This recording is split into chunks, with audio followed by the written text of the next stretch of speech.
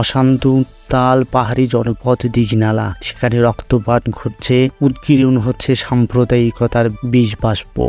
শান্ত প্রকৃতির ছায়া শীতল সৌহার্দ্যতার মাঝে বাজছে সংঘাতের দামামা। আবার মুখোমুখি দাঁড়িয়েছে পাহাড়ি বাঙালি। ভালো নেই খাগড়াছড়ি, ভালো নেই সেখানকার মানুষজন। খাগড়াছড়ির মধুপুর, মহাজনপাড়া, দীঘিনালা, বাবুছড়ার নানা জায়গায় হামলা ভাঙচুর হয়েছে। আগুনে পুড়িয়ে দেওয়া হয়েছে বাড়িঘর, দোকানপাট, সব কিছু। বাঙালি যুবক হত্যার অভিযোগকে কেন্দ্র করেই সীমাহীন অরাজকতার সূত্রপাত ঘটে। ক্রমেই তা ছড়িয়ে পড়ে পাহাড় থেকে পাহাড়ে। টানা দুদিন ধরে স্পর্শকাতর ওই জনপদ সংঘাতের বিস্তার ঘটল কিভাবে? বাধাহীন নৈরাজ্যের পিছনে কারা দায়ী? সবকিছুর আদ্যবাদ্য জানবো আজকের এই ভিডিওতে। মূল রহস্য জানতে হলে না টেনে সম্পূর্ণ ভিডিওটি দেখতে থাকুন। গেল বৃহস্পতিবার রাতভর পাহাড়ি ও বাঙালিদের মধ্যে ব্যাপক সংঘর্ষ হয়েছে। এ সংঘর্ষে অন্তত 3 জন নিহত হয়েছেন। আহত হয়েছেন উভয় পক্ষের 30 জনেরও বেশি। এ সময় অসংখ্য বাড়িঘর, দোকানপাট আগুনে পুড়িয়ে দেয়া হয়েছে। নিহতরা হলেন ধনরঞ্জন চাকমা, রুবেল ত্রিপুরা ও জুরান চাকমা। এর মধ্যে রুবেল ত্রিপুরা ও জুরান চাকমা জেলা সদরের নারায়ণখাইয়া এলাকার ব্রাশ ফায়ারে নিহত হয়েছেন, আর ধনরঞ্জন চাকমা সংঘর্ষের মধ্যে গুলিবিদ্ধ হয়ে মারা যান। জাতিগত সংঘাতে ছড়িয়ে পড়েছে দূরবর্তী রাঙামাটিতেও। সেখানেও সংঘর্ষে একজন নিহত হওয়ার খবর পাওয়া গেছে। উত্তেজনাময় পরিবেশের জের ধরে বান্দরবানেও বিরাজ করছে থমথমে অবস্থা। সেখানে জেএসএস আর দেশীয় নিরাপত্তা বাহিনীর ভূমিকা বুঝতে সাধারণ বাসিন্দাদের গলদঘর্ম অবস্থা। কয়েকটি যুগ ধরে বৃহত্তর পার্বত্য জনপদে জুড়ে অস্বাভাবিক বিপর্যয়কর পরিবেশ চলে আসছে।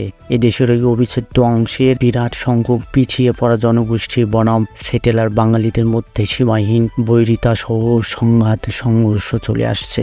লাশের পর লাশ পড়ছে, রক্তাক্ত হয়েছে সবুজে পাহাড়। উভয় পক্ষই পরস্পর বিরোধী মানবাধিকার লঙ্ঘনের অভিযোগ তুলে এক পর্যায়ে সবকিছুর জন্য দায় চাপিয়ে দেওয়া হয় সেনাবাহিনীর ওপর।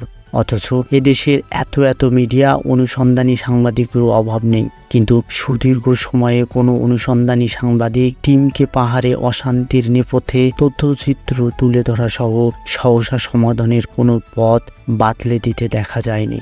যারাই হাতিঘোড়া নিয়ে অনুসন্ধানে নেমেছে তারাই ফিরে এসেছে, নয়তো সেটেলার বাঙালিদের পক্ষ নিয়েছে, নয়তো পাহাড়িদের ঘরের মানুষ সেজে মানবতাবাদী বনে গেছেন। কিন্তু পাহাড়ের সমস্যা অভিন্ন অবস্থাতেই জিয়েই রয়েছে, ভিক্ষুকদের দগে খায়ের মতো। দীঘিনালার বিচ্ছিন্ন ঘটনাটিকে কেন্দ্র করেই ইউপিডিএফ নাকি অতিমাত্রায় শক্তি প্রদর্শনের নগ্ন খেলায় মেতে উঠেছে।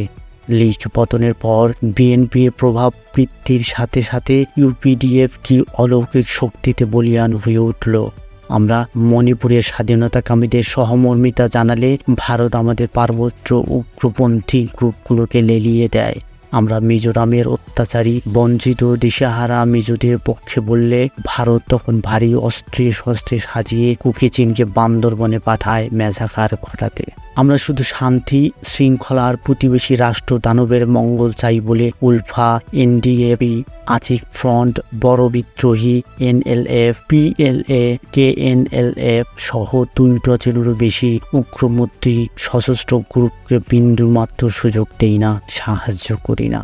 স্বাধীনতাকামী এসব সশস্ত্র দল উপদলকে শুধু সীমান্তবর্তী নোম্যান্স ল্যান্ডে অবস্থানের সুবিধাও যদি দেয়া হয়, তাহলে ত্রিপুরা, মিজোরাম, আসাম, মেঘালয়, অরুণাচল, মণিপুর, নাগাল্যান্ডে কিন্তু ভারতের জাকানান্দি শুরু হয়ে যাবে।